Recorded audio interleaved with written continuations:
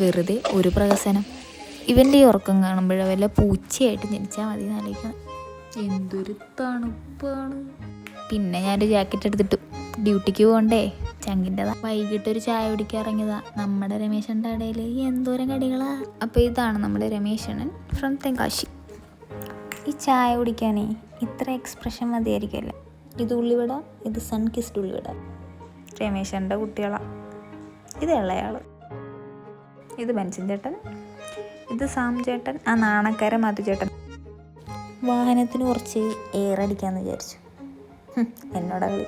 ഇതിങ്ങനൊന്നും അല്ലടാ, self independent ആണ് നമ്മളില്ല.